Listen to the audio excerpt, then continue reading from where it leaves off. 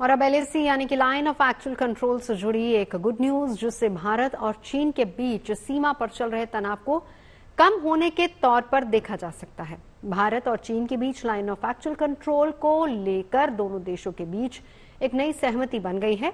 कूटनीतिक और सैन्य स्तर पर कई हफ्तों की बातचीत के बाद पूर्वी लद्दाख में देपसांग और डेमचोक जैसे संवेदनशील इलाकों में फिर से पेट्रोलिंग और डिसएंगेजमेंट यानी कि विवादित क्षेत्र से सैनिकों की वापसी पर सहमति बन गई है। भारत और चीन के इस समझौते का मकसद पिछले 4 साल से चल रहे सीमा विवाद और तनाव को कम करना है। भारत और चीन के बीच ये सहमति ऐसे वक्त में बनी है जब रूस के राष्ट्रपति व्लादिमीर पुतिन के निमंत्रण पर प्रधानमंत्री मोदी 16वें ब्रिक्स शिखर सम्मेलन में हिस्सा लेने के लिए कल कजान के लिए रवाना हो रहे हैं। ब्रिक्स देशों के लिए भारत जैसा सहयोगी बहुत अहमियत रखता है।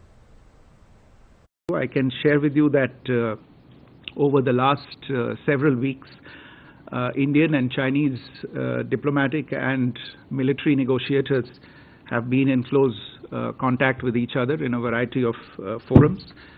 And as a result of these discussions, agreement has been arrived at on patrolling arrangements along the line of actual control in the India-China border areas, leading to disengagement and a resolution of the issues that had arisen in these areas in 2020. अब आपको ये भी बता देते कि ये विवाद क्या था और क्यों इस वजह से दोनों देशों में तल्खी आई थी। दरअसल ये वाकया साल 2020 का है। 15-16 जून के दरमियान रात को चीनी सैनिक पूर्वी लद्दाख में मौजूद पेट्रोलिंग पॉइंट 15 तक कदम बढ़ाकर आगे तक आ गए थे, जिसकी वजह से भारत और चीन की सेना आमने सामने हो गई थी। इस दौरान इंडियन आर्मी की 16 बिहार रेजिमेंट के जवानों ने चीनी सैनिकों को आईना दिखा दिया। इस हिंसक सैन्य झड़प में हमारे एक सैन्य अधिकारी समेत 20 जवानों को हमारी सरहदी सुरक्षा के लिए बलिदान देना पड़ा था।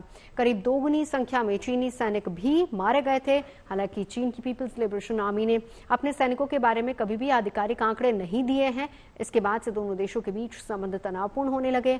इस दौरान कई दौर की बातचीत भी हुई, लेकिन फिर भी दोनों देशों के बीच तनाव खत्म करने के लिए कोई सहमति नहीं बन पाई।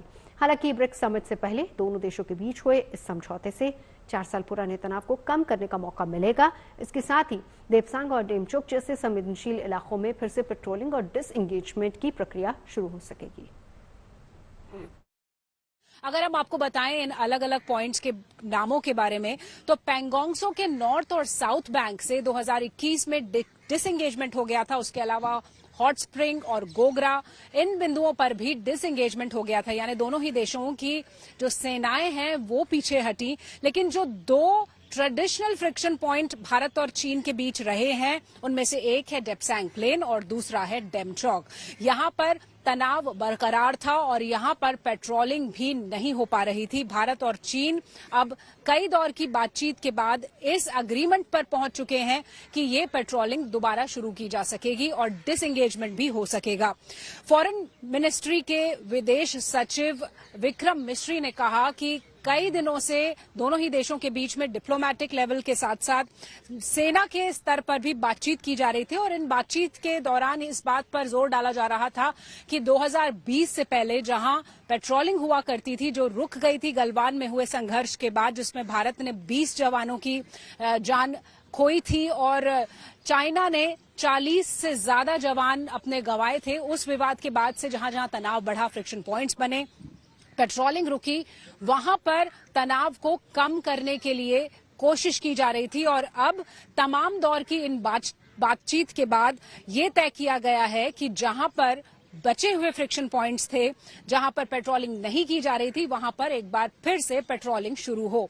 तो ये कंफर्मेशन विदेश सचिव की तरफ से आया है और उन्होंने ये भी कहा कि इस पेट्रोलिंग की शुरुआत के साथ ही डिसएंगेजमेंट की शुरुआत होगी, यानी कि दोनों देशों की सेनाएं इन फ्रिक्शन पॉइंट से पीछे हट सकेंगी। तो माना यह जा रहा है कि डेमचोक और डेपसांग प्लेन का इलाका, जहां पर ये फ्रिक्शन पॉइंट्स तमाम सालों से बने हुए हैं, यहां पर भी डिसएंगेजमेंट शुरू हो सकेगा और दोनों देशों के बीच में LAC पर तनाव कम होगा।